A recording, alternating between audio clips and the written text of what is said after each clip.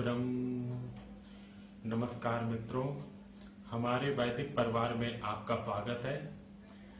श्री वेद भाष्यकार श्री स्वामी शरण जी के मुख से वेद मंत्रों की सरल और प्रमाणिक व्याख्या सुनने के लिए हमारे YouTube चैनल को अधिक से अधिक लोगों तक पहुंचाएं, सब्सक्राइब करें, जिससे वेदों का प्रकाश घर घर तक पहुंच सके। आप कमेंट कर प्रश्न भी कर सकते हैं, हम सब प्रमाण उत्तर अवश्य देंगे। घर घर वेद मंदिर स्थापना अभियान में जुड़कर हमें सहयोग प्रदान करें।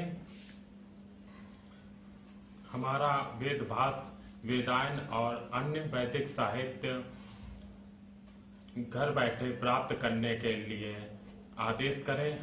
ओम यो असौ आदित्ये पुरुषः सो असौ अहम् ओम खं ब्रह्म।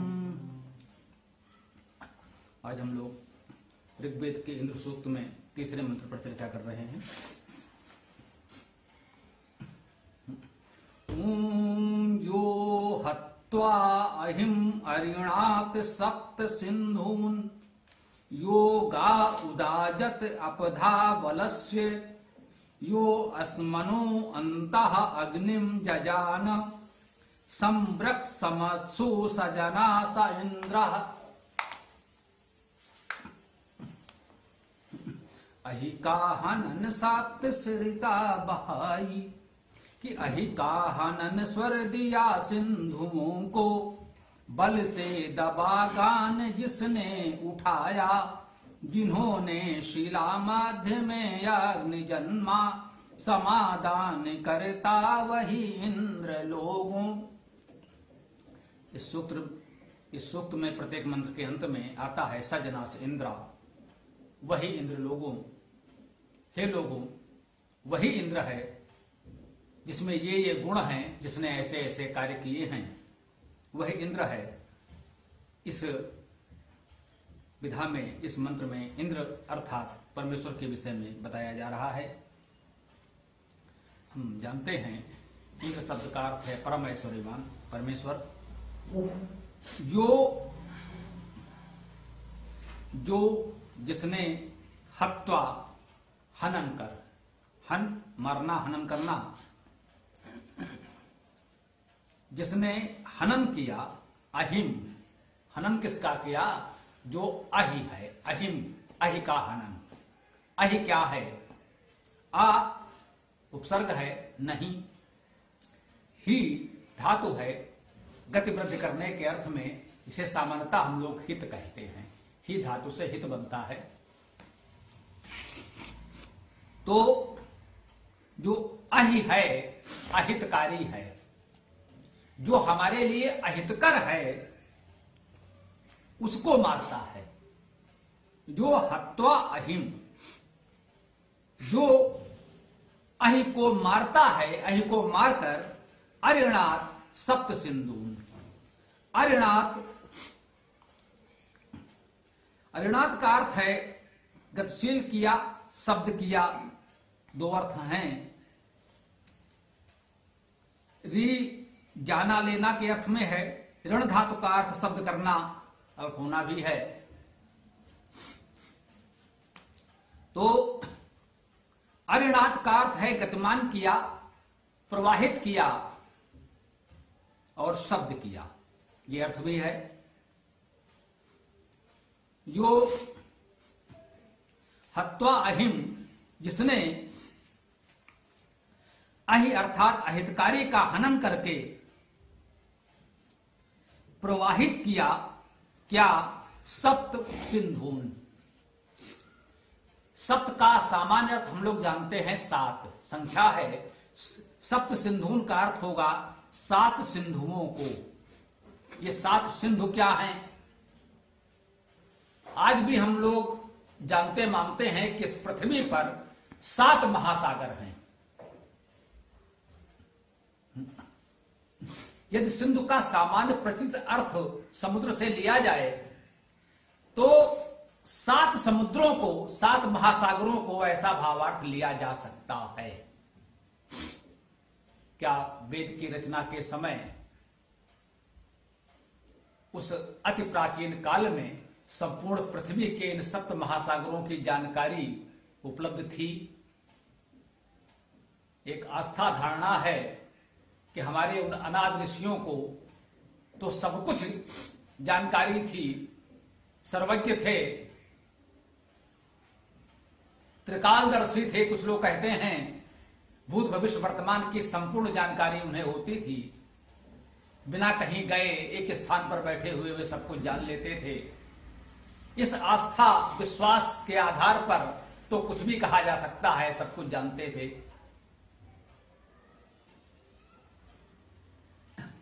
परंतु शब्दों के आधार पर अधिक व्यवहारिक समझ सकते हैं। ठीक है, ये अर्थ भी अच्छा है, हमें आत्मविश्वास देता है, गौरव देता है कि हां, प्राचीनतम रचना वेद में संपूर्ण पृथ्वी के 7 महासागरों को प्रवाहित करने की बात की जा रही है। ये मुख्य बात इसमें यह भी है, क्या 7 महासागर प्रवाहित किए जा रहे हैं? सिंधु का अर्थ नदी भी माना जा रहा है, 7 नदियों को प्रवाहित किया। सप्त सैंधो प्रदेश कहा गया है, जो वेदों की रचना का प्रदेश है, जहां वेदों की रचना हुई उसे सप्त सैंधो प्रदेश कहा गया है। कुछ ऐसे ही उल्लेखों के आधार पर यह माना गया है कि जो हमारे वर्तमान पंजाब प्रांत में 7 नदियां उस समय प्रवाहित होती थी, तो उसे सप्त सैंधो प्रदेश कहते थे। कालांतर में 2 नदियां सूख गईं, 5 नदियां बची, तो उन पंज आब 5 जल प्रवाहों के प्रदेश को पंजाब कहा जाने लगा। पहले 7 नदियां उस प्रदेश में थीं, भौगोलिक परिवर्तन के कारण 2 नदियां सूख गईं, उनमें हमारी सबसे प्रमुख नदी सरस्वती भी थी। तो इस भूगोल और इतिहास को मिलाते हुए चाहे तो इस प्रकार के अर्थ भी हम लोग ले सकते हैं, जैसा कि सामान्यता लोग बिना अधिक विचार किए इस प्रकार के अर्थ व्यक्त कर देते हैं, क्योंकि उससे कहीं ना कहीं हमें एक राष्ट्रीय गौरव की अनुभूति होती है, आत्मतुष्टि का भाव आता है कि देखो हमारे यहां तो इतना महान जानकारी विद्या अति प्राचीन काल में थी। अच्छी बात है। देखें ये क्या कह रहे हैं कि जो हत्वा अहिम, जिसने अहितकारी को मारा, वो इंद्र क्या करता है, जो अहितकारी है उसे मारता है और सप्त सिंधुओं को प्रवाहित करता है। सप्त का एक अर्थ तो संख्या के अर्थ में 7 होता है, परंतु सप धातु का अर्थ समवाय समूह से भी होता है। सप्त सिंधून, सिंधुओं के समूह को, वो आवश्यक नहीं है कि 7 ही हों, न्यूनाधिक भी हो सकते हैं। वो सिंधुओं का जो समूह है उसे भी सप्त सिंधु कहा जाएगा। अभी सिंधु शब्द की चर्चा हमने नहीं की। सिंधु के लोक प्रचलित अर्थों में समुद्र या नदी ऐतिहासिक काल की बात है, वैदिक काल की नहीं। वेद में सिंधु शब्द का अर्थ तो उसी शब्द से पूछना पड़ेगा। सिंधु शब्द कैसे बनेगा? तो सी बंधने धातु है, सी होता है, ना भी हो जाता है, तो उससे सिंधु बनेगा। सिद्ध धातु है, ये हम लोग जानते हैं, सिद्ध करना, किसी कार्य को सिद्ध कर लेना, उसे पूर्ण कर लेना। उसमें गति, अध्ययन, जानकारी का भाव भी है, शुभ होने का भाव भी है। जो सिद्ध करने से हम लोग अब समझते हैं कि ये कार्य सिद्ध हो गया, उनको इस कार्य की सिद्धि प्राप्त हो गई, उस सिद्ध धातु से यह सिंधु शब्द बन सकता है, या पर सी बंधने धातु से सिंधु शब्द बन सकता है। वो 7 बंधन, या जो ये 7 बंधन थे, उनको प्रवाहित कर दिया, बंधनों को तोड़ दिया। सप्त का अर्थ साथ भी ले सकते हैं, समूह भी ले सकते हैं। जो हमारे बंधन थे, जो हमारे सामूहिक बंधन थे, उन सबको उस इंद्र ने तोड़ दिया। ये बंधन क्या है? कुछ बेड़ियां हैं हमने स्वतः बांध ली हैं, अंधविश्वास की, रूढ़ियों की, अनुचित मान्यताओं की, कि भाई हमारे यहां तो ऐसा ही होता है। इस गांव देश में तो यही परंपरा है। भाई परंपरा है, उचित है तो अच्छी बात है, यदि हानिकारक है तो उसे तोड़ा जाए। यही तो इस मंत्र में कहा जा रहा है। जो हत्वा अहिम, जो अहितकर है उसे मार दिया। अहितकर को मारने से क्या हुआ? जो ये हमारे बंधन थे, बेड़ियां थी, वो टूट गई।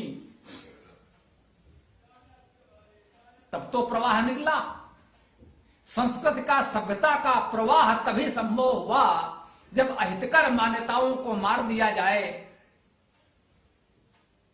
जो हमारे समूह के बंधन हैं, बेड़ियां हैं, अंधविश्वास हैं, रूढ़ियां हैं, उन्हें तोड़ दिया जाए तो निर्मल वैदिक संस्कृत का प्रवाह खुल जाता है। तब संस्कृति और सभ्यता का प्रवाह होता है। इसे हम विकास भी कहते हैं। हमारा विकास, सभ्यता, संस्कृति का प्रवाह तभी संभव है जब अहितकर को, बंधनों को, रूढ़ियों को, अंधविश्वासों को तोड़ दिया जाए, मार दिया जाए, नष्ट कर दिया जाए। जो हत्वा अहिम अरिणात सप्त सिंधु, अहितकर को मारकर, बंधनों को तोड़कर उसने सभ्यता का, सत्य का, धर्म का प्रवाह प्रवाहित कर दिया। और क्या किया? यो गाह उदाजत, यो अर्थात जो, गाह, गा का अर्थ गान भी है। गा धातु का अर्थ गाना, स्तुति करना भी होता है। हम गायन करते हैं, स्तुति करते हैं, वो गान भी है, गा। गम का अर्थ जाना भी है। गो शब्द करना अर्थ हो कि धातु से भी कुछ विद्वान गा शब्द को बना लेते हैं, क्योंकि उकार का आकार हो जाता है शब्द बनने में धातुओं का। ये प्रवृत्ति वेद में देखी गई है। तो गो शब्द कारणार्थ से बनाएं या गायन से, स्तुत करने से भी बना लें तो भी शब्द करने का भाव तो आ ही गया। जो गाह उदाजत, जो गा अर्थात गान को, शब्द को, स्तुति को, गायन को, उत आजत, उत का अर्थ है उत्कृष्ट, उच्च, ऊपर। आ भी उपसर्ग है, समन्तात, सम्यक। अजगतो धातु है। अज का अर्थ जाना, जानना, पाना, गत्यर्थक धातुओं में निहित होते हैं। तो यो गा उजाजत, जिसने गान को, जो गाह उत आजत, जिसने गान को ऊपर ले गया, जो गान को ऊपर ले गया, अर्थात शब्दों को, गायन को, स्तुतियों को ऊपर उठाया, उसको उच्च स्थान प्रदान किया, समाज में प्रतिष्ठापित किया। यहां गा का अर्थ वेद मंत्रों को, वैदिक स्तुतियों को भी भावार्थ के रूप में ग्रहण किया गया है, क्योंकि स्तुत करने का भाव तो इसमें है ही, और वेद में ऋचाएं, स्तुतियां हैं। जो गाह उदाजत, जिसने गान को ऊपर उठाया, अपधा बलस्य, अपधा बलस्य, अप नकारात्मक अर्थ में है, जो निम्न है, नीच है।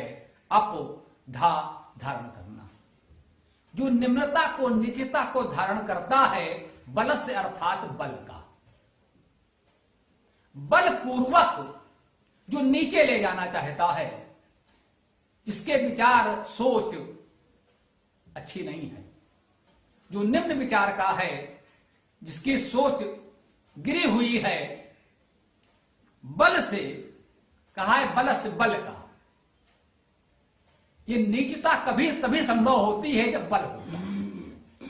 निर्बल व्यक्ति स्वाभाविक रूप से नैतिक होता है, क्योंकि उसके पास अनैतिक करने की सामर्थ्य ही नहीं है। नैतिक करने में भी वो भयभीत रहता है, लोग उसे सही कार्य भी नहीं करने देते। सत्य का आचरण भी उसके लिए कठिन होता है। असत्य का आचरण वो कैसे करेगा? जो बलवान है, शक्तिशाली है, किसी भी रूप में, धन बल है, शासन सत्ता का बल है, जन बल संगठन का बल है, वो मनमाना करता है।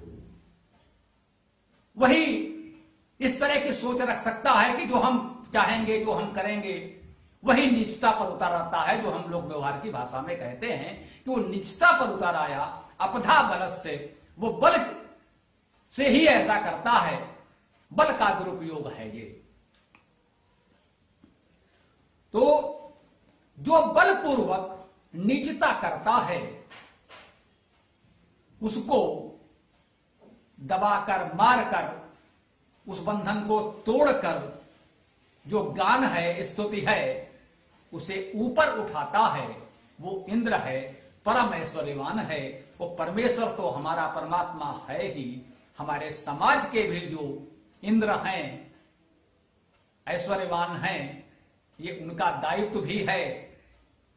वे करते हैं, उन्हें करना चाहिए। जो ऐसा करते हैं वही समाज के इंद्र कहे जाने योग्य होते हैं। जो अस्मनो अंतः अग्निम जजाना, जो अर्थात जो अस्मनो, अस व्याप्तो धातु है। अस का अर्थ है व्याप्त होना, अस का अर्थ खाना भी है, असन अनसन भी हम लोग जानते हैं। परंतु जहां ये चर्चा हो रही है, स्वाभाविक है यहां खाने पीने की, भोजन की चर्चा नहीं है, ये उससे बड़े स्तर की बात हो रही है। तो यहां पर अस धातु का हम व्याप्त होना अर्थ ग्रहण करेंगे। अवसर के अनुकूल अर्थ ग्रहण करना ये वेदार्थ में महत्वपूर्ण माना जाता है। अस्मनु अर्थात व्यापकता का, जो व्यापक भाव है उसके अंतः अर्थात भीतर, जो व्यापकता है हम में या होनी चाहिए, जिनके अंदर व्यापक भावना है, कहते हैं जो बड़े दिल वाले हैं, इनका मन हृदय विशाल है, ये जो बड़प्पन है आपका, ये जो महानता है, व्यापकता है, संकीर्णता से परे हैं, मुक्त हैं आप। संकीर्ण सोच न हो तो आप व्यापक हैं। तो जो व्यापक हैं उनके अंतः, उनके भीतर, अस्मनो अंतः अग्निम जजाना, इस व्यापक भाव के भीतर, व्यापक भाव वाले लोगों के भीतर वह अग्नि को उत्पन्न करता है। अग्नि का अर्थ हम लोग जानते हैं, अग्निगतो धातु है, ऊर्ध्वगति के अर्थ में आता है। गतिशीलता, प्रगति, अग्रणी होना, अग्नि के ये मुख्य भाव हैं। लोग इसके अनेक शब्दों में अग्नि शब्द को व्यक्त करना चाहा है, क्योंकि अग्नि वेद का महत्वपूर्ण शब्द है। इसके लोगों ने बहुत व्यापक व्याख्या की है। सामान्यता अग्रणी होना, प्रगतिशील होना, ऊर्ध्वगामी होना, अग्नि के मुख्य अर्थ भाव ग्रहण किए जाते हैं वेद में। तो जो व्यापक भावना वाले लोग हैं उनके भीतर उसने अग्नि को उत्पन्न किया। संब्रक समस्सु सजना से इंद्रा, अंतिम चरण में कहा जा रहा है। संब्रक, सम सम्यक उपसर्ग है, ब्रक धातु का अर्थ है लेना, स्वीकार करना, छीन लेना, झपट लेना, ये भी ब्रक में आते हैं। इसीलिए इस स्वभाव का जो प्राणी है, पशु है, वन्य पशु है, जिसे हम लोग बोलचाल में भेड़िया कहते हैं, लौकिक संस्कृत में उसे भी ब्रक कहा गया है। उसका काम है छीनना, झपटना। वन में भी वो दूसरों के भोजन को झपटता है। कभी कभी हमारे ग्राम्य बस्तियों में भी आ जाता है। संब्रक समत्सु,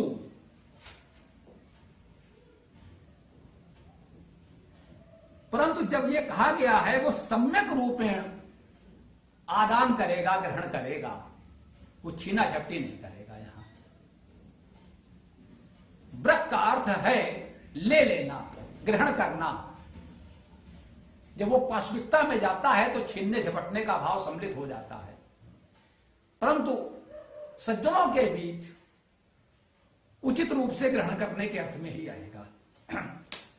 इसीलिए इसमें उपसर्ग लगा दिया सम्ब्रक, सम्यक रूपेण आदान करने वाला, वो छीनेगा नहीं, भली भांति सम्यक रूप से समाज के हित में सही तरीके से वो लेगा। इस तरह से जब आदान करता है सम्ब्रक समत्सु, समत्सु में सम उपसर्ग है तो अत धातु है निरंतर गतिशीलता। अत धातु का अर्थ है निरंतर गति करना, एक है गति करना चले, अत धातु है निरंतर गति करना, अविराम गति। प्रकृति में अविराम गति है, सारे ग्रह नक्षत्र सब में अविराम गति है, वो निरंतर गतिशील हैं। यदि गति में विराम आ जाए तो वहीं सारी सृष्टि की व्यवस्था भंग हो जाएगी, जिसे हम लोग कल्पना करते हैं महाप्रलय हो जाएगी। यदि ये पृथ्वी, चंद्रम, सूर्य, तारे अपने अपने परिक्रमा पथ पर जब तक गति कर रहे हैं तब तक ये व्यवस्था बनी हुई है। यदि इस गति में व्यवधान आ जाए तो सब एक दूसरे से टकरा कर नष्ट हो जाएंगे। तो अत धातु का अर्थ है निरंतर गति करना। बाद में संतों ने कहा चरय वेति, चलते रहो रुको मत। गतिशीलता में जीवन है, विराम में मृत्यु है। नदी प्रवाहित है तो उसका जल शुद्ध है, वही जल जब किसी तालाब में स्थिर हो जाता है तो गंदा हो जाता है, मैला हो जाता है। जब तक नदी प्रवाहित है तब तक उसका जल शुद्ध होता है। तो सम्ब्रक समत्सु, एक तो कहें सम्यक निरंतर गतिशीलता में, सु सप्तमी है, बहुवचन में के अर्थ में है, सम्यक निरंतर गतिशीलताओं में।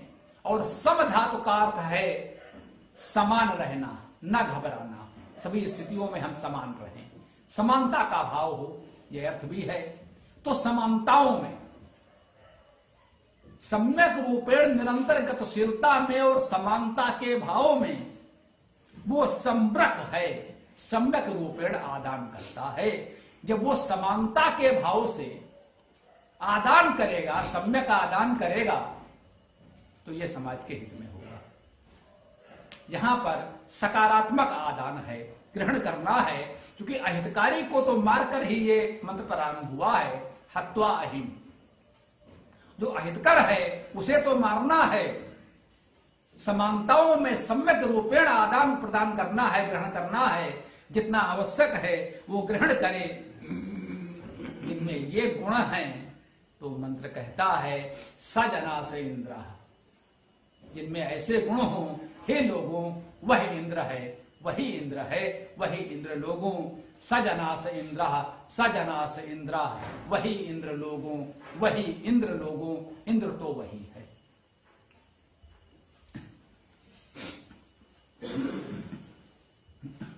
वेद को इस रूप में शब्दशः हम समझने का प्रयास कर रहे हैं। सभी अटकलों पर विराम लग जाता है। वेद के अर्थों का अनर्थ किसी भी रूप में करें, इंद्र के विषय में बहुत सी कल्पनाएं प्रचलित हैं, उससे अर्थ का अनर्थ होता है। इन शब्दों के आधार पर जो हम अर्थ कर रहे हैं ये वेद का मूल अर्थ है। बाकी जो कल्पनाएं हैं, कहानियां हैं, वे इस अर्थ को ही और अधिक पुष्ट करने के लिए बनी होंगी। प्रेरणाप्रद कथाएं हैं, उनसे हम लोग कुछ सीख सकते हैं, अच्छी बात है। इस बात को समझाने के लिए पुराणों में कुछ कहानियां रची गई होंगी, परंतु वेद जब हम पढ़ें तो उसका शाब्दिक अर्थ, मूल अर्थ हमको इस प्रकार से समझना चाहिए।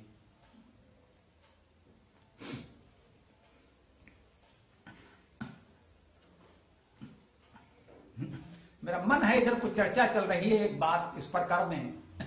अभी देखा समाचार माध्यमों में एक समाचार चल रहा है धर्मांतरण को लेकर।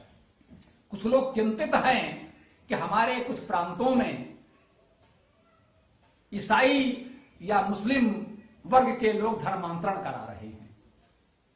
बड़ी संख्या में धर्मांतरण हो रहा है, बहुत चिंता का विषय है। हां, बिल्कुल है, चिंता का विषय है और होना भी चाहिए। चिंता का विषय तो स्वाभाविक है, परंतु उससे आप जिस प्रकार से व्यवहार करना चाहते हैं, बात केवल चिंता तक सीमित नहीं रहनी चाहिए, उसके कारण और समाधान पर भी बात होनी चाहिए। ये धर्मांतरण क्यों हो रहा है? चाहे ईसाई संगठन हो या मुस्लिम संगठन हो, वे धर्मांतरण हिंदुओं का ही क्यों कराते, एक दूसरे का क्यों नहीं करा लेते? मुसलमान लोग ईसाइयों का धर्मांतरण कराकर मुसलमान नहीं बना पाते, ईसाई लोग मुसलमानों का धर्मांतरण कराकर ईसाई नहीं बना पाते, दोनों ही हिंदुओं का ही धर्मांतरण क्यों कराते हैं? ये देश हमारा है, शासन हमारा है, बहुमत हमारा है, फिर भी धर्मांतरण हमारा होता है। वे अल्पसंख्यक हैं, थोड़े हैं, हम उनसे भयभीत हैं। क्यों हैं भाई? जो ताजा विषय है, आंध्र प्रदेश में ऐसा दिखाया जा रहा है कि ईसाइयों ने धर्मांतरण इतना कराया है कि बहुत से क्षेत्रों में, लगभग आंध्र के अधिकांश इलाकों में, कहा गया अधिकांश क्षेत्रों में ईसाई बहुसंख्यक होने की स्थिति में आ गए हैं। दूसरी बात वहीं यह भी कही जा रही है कि शासन के अभिलेखों में ईसाइयों की संख्या घट रही है ना विचित्र बात? अभिलेख में तो ईसाइयों की संख्या घट रही है, उनकी चिंता है कि व्यवहार में ईसाइयों की संख्या बढ़ रही है। यह कैसे संभव है? वो व्यक्ति जब शासन का कोई भी प्रपत्र भरता है, वे अपने आप को ईसाई नहीं कहता, वे अपने आप को हिंदू कहता है। वो अपने आप को ईसाई घोषित नहीं करता। इनकी चिंता यह है कि वो व्यवहार में ईसाई होता जा रहा है। तो भाई, जब वो अपने आप को हिंदू कह रहा है, सारे सरकारी शासन के दस्तावेजों में, सारे प्रपत्र में, विद्यालय में वो अपने आप को ईसाई नहीं लिख रहा है, तो फिर हम क्यों मान रहे हैं कि वो ईसाई हो गया है? इसलिए मान रहे हैं कि जब लोग संयोगवश उन घरों में गए तो वहां बाइबिल मिली। मेरे लिए यह हास्य का विषय है। ये निश्चित रूप से मैं कहना चाहता हूं, जो लोग इस पर चिंता व्यक्त कर रहे हैं, उन पर तरस आता है, दया आती है उन पर। वे अपने आप को ईसाई कह नहीं रहे हैं, उनके घर में बाइबिल है। आपको भय है कि वे ईसाई हो गए हैं, नहीं हुए हैं तो हो जाएंगे, निश्चित रूप से हो जाएंगे। आप उन्हें वेद पढ़ने नहीं दोगे, वेद आप उन तक पहुंचाओगे नहीं, वो घर घर जाकर बाइबिल बांटेंगे, फिर आप घर में बैठकर रोएंगे कि लोग ईसाई हो रहे हैं। अरे भाई, वो तो होंगे ही। वो बाइबिल लेकर पहुंचे, उससे पहले आप वेद लेकर पहुंच जाइए। आप घर घर वेद बंटवा दीजिए, कोई ईसाई नहीं बनेगा, कोई मुसलमान नहीं बनेगा। कोई बता दे, जिस घर में वेद होता है क्या उस घर से धर्मांतरण होता है? जिस घर में वेद होगा क्या उसे कोई मुसलमान या ईसाई बना सकता है? किसी आर्य समाजी का आज तक धर्मांतरण हुआ? आर्य समाज के किसी भी वेद भक्त को आज तक किसी ने मुसलमान या ईसाई बनाया? ऐसे उदाहरण है, महाराज दयानंद सरस्वती से लेकर आज तक आर्य समाज ने मुसलमानों को सनातन धर्म में लाया है। आर्य समाज ने मुसलमानों को वैदिक बना लिया है, ईसाइयों को वैदिक बना लिया है। किसी आर्य समाजी को आज तक मुसलमान या ईसाई नहीं बनाया जा सका है। तो जिनको धर्मांतरण की चिंता है, वो कृपया मेरी एक बात स्वीकार कर लें, वे बाइबिल या कुरान लेकर किसी घर में जाएं, उससे पहले आप वेद लेकर पहुंच जाइए। जिस घर में वेद होगा, वेद का प्रकाश होगा, तो वहां बाइबिल कुरान के लिए कोई स्थान नहीं होगा। हम बाइबिल कुरान के विरोधी नहीं हैं, मैं बिल्कुल कहता हूं, उसमें भी अच्छी बातें हैं, व्यवहारिक कारण ठीक है, लेकिन वेद सर्वोच्च है, सबसे अच्छा है, ये सब मानते हैं। तो जब आप उनके घर में वेद का प्रकाश पहुंचा देंगे, तो फिर बाइबिल और कुरान का टिमटिमाता हुआ दीपक वे अपने घर में नहीं रखेंगे, नहीं रहने देंगे। जब उनके घर में अंधकार है, वेद नहीं है, बाइबिल नहीं है, कुरान नहीं है, तो जो पहले पहुंच जाता है उसको रख लेते हैं। उनके घर में वेद तो था ही नहीं, वे बाइबिल लेकर चले गए तो उन्होंने रख लिया। यदि आपने पहले वेद पहुंचा दिया होता तो तब वो अगर बाइबिल लेकर जाते तो उन्हें वो दरवाजे से लौटा देते, भैया इसको अपने साथ ले जाओ, हमारे पास तो वेद पहले से है। आप ये मान लेते हैं कि इनके पास बाइबिल या कुरान नहीं है, वे हिंदू हैं। ये आपका भ्रम है। वैदिक सनातन धर्म में उसे माना जाए जिसके घर में वेद हो, नहीं है तो पहुंचाइए, ये आपका दायित्व है। आपके पास संसाधन है, संगठन है, शक्ति है, शासन है, सत्ता है, सब कुछ है, उसका सदुपयोग करें। केवल रुदन करने से नहीं होगा। घर में बैठकर आप धर्मांतरण का रोना रोते रहें और धर्मांतरण होता रहेगा, होता रहेगा और होता रहेगा। यदि धर्मांतरण रोकना है तो घर घर में वेद पहुंचा दीजिए, धर्मांतरण अपने आप रुक जाएगा। आइए ओम मंत्र हमारे साथ। ओम यो आसो आदित्य पुरुषः सो आसो अहम ओम खम ब्रह्म।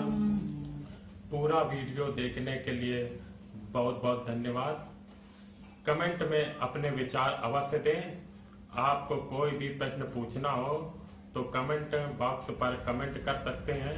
डिस्क्रिप्शन में वेबसाइट का लिंक दे दिया गया है, उसमें अधिक जानकारी प्राप्त कर सकते हैं। धन्यवाद। ओम खम ब्रह्म।